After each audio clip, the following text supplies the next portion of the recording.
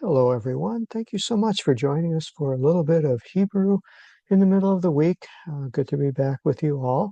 We're continuing in the book of Jonah, and as we are looking at just so many interesting things come to play. And so I just want to focus on one thing that I didn't mention as we're going through this verse 3. And this is something that may have stuck out to you as we're reading this. It says, Jonah rose to flee from to Tarshish from the presence of Yud-Heh-Vav-Heh, the Lord. And he went down to Joppa and found a ship going to Tarshish, and he paid the fare and went down into it to go with them to Tarshish from the presence of Yud-Heh-Vav-Heh.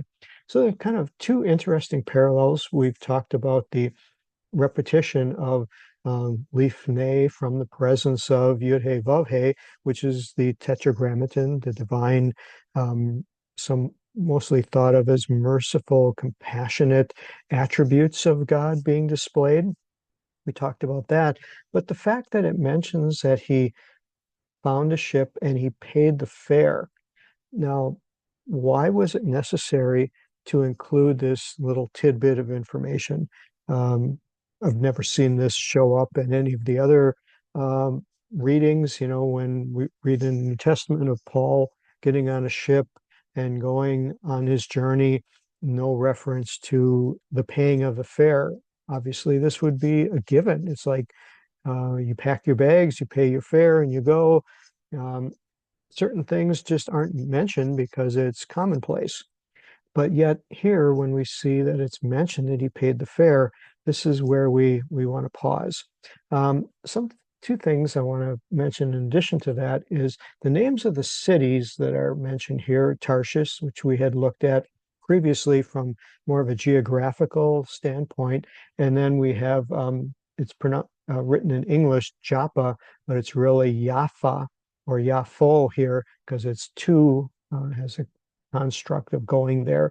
Let's take a look at the meaning of this word here. You can see it on your screen as we unpack this. It talks about Yafo being beautiful, and it's very common to use that when describing a person who's attractive in appearance, that they would be Yafo or Yafa. And there's names of women in Israel whose names are Yafa. And so he's going to a beautiful place, but then contrast that with the word of Tarsus, which, aside from the geographical location that we looked at, it's also reference for a type of stone. And this is what became interesting to me because it's mentioned other places in the Bible in reference to a type of stone. And so we're looking past the part that it's a port or a seaport, but here it's mentioned and has the Hebrew word of in the lexicon of 8659 designates a precious stone. And in the English versions of translation, it can sometimes be translated as a beryl or a chrysolite or a topaz, but in the Hebrew, it's Tarshish. And so this shows up in the priestly garments, in the breastplates that they wear of this type of uh, um, stone that is a uh, not just a common stone, but it's more like a gemstone. That's the word I'm looking for. And so this thought of he's going to a beautiful place in Jaffa, but then getting on a boat to go to a name of a place that's named after a precious stone that would be later on used in the breastplate of the priest that's going before the Lord, and that's entering into God's presence. And the reason that stuck with me is just that this whole episode here of what the priest does in the tabernacle is meant to convey that they're drawing close to the presence of God. So I find that kind of an interesting contrast that he's getting in a ship to run away from the presence of God, but going to the name of a city, Tarshish, which is referencing a stone that's used in garments that's used for getting closer to the presence of God. And so there's some irony there for that. So aside from that, it's what's so important about paying the fare. So let's just take a look at the JPS version of this here and see what it is. And they even make note of it that he paid the fare thereof, and this was an obvious thing to do. But what we see is a little tidbit of insight here as to what was Jonah's motive. It seems, as they point out, that he was very eager to get away. He didn't want to wait around. And so with that, I took a look at the commentary that I've been enjoying and sharing with you, and it references a Middle Ages sage called Abarbanel. He was from Spain. I like his readings. He's got some very personable things here. And here he explains that when you went on a voyage in those days, you didn't go online and book your fare and everybody show up at the same time like you're going on a plane and get your boarding pass. You would go to the dock, the boat was there, you found out where it was going, and the boat would wait until there were enough passengers to go. Then the boat wouldn't leave until it was profitable for the owner and the captain of the boat. And so what he's pointing out here that um, when Jonah arrived, there were not enough people for the boat to set sail. But Jonah was so anxious to get going, it says he was willing to pay up front and buy all the seats. He essentially chartered the boat himself.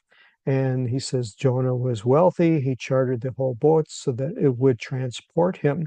The other thing that maybe would support this is, as we get into the rest of the story, we know that the storm will come and there's the, turbulence and everything. Let's see if there are any other passengers mentioned or if it's only the ship's crew that's mentioned. And so I found this very interesting that Jonah was in such a hurry. He paid the entire fare and covered the whole price of the boat. And that's why it was obvious that he wanted um, to point that out on how the urgency was there and how much he wanted to get going.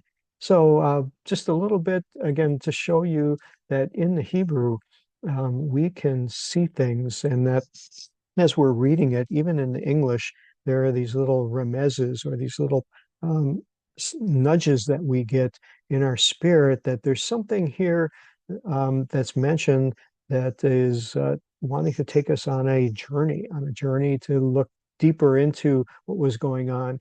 And so what we want to know is, what was Jonah thinking? All these little signs that God gave him and that appear here as Jonah was heading in the other direction from the task, the calling that God gave him. We're looking for things like, okay, do we ever see that God's angry? Do we ever see that God gives up on Jonah and says, okay, if this guy's running away, I'm going to go pick someone else who will do my bidding? Those are the things we want to look at. And that's where I'm finding the heart of this story shows truly the mercy and compassionate side of God as we see how gentle and how merciful God is as he deals with his little bit of a wayward prophet here, who obviously had done a lot of things right prior to this. We don't have the whole story on Jonah, but I would imagine if we could sit and talk to him, he'd write quite a biography of what God had done in his life, his calling, his mission, things he had done previously, messages he has given to build him up into a reputation that allowed him for this journey, that all the things that occurred in his life up to this point were preparations for what God wanted to do here so that we could read about it millennial later. So I want to leave you with that thought. Thank you again so much for listening. Thank you for subscribing, hitting the little subscribe button on the video. If you know anybody else who would be willing or enjoy this, please feel free to forward it on. That's what it's for, to bring encouragement and a blessing to everyone. So God bless you all. Thanks so much, and we'll see you next time. Bye-bye.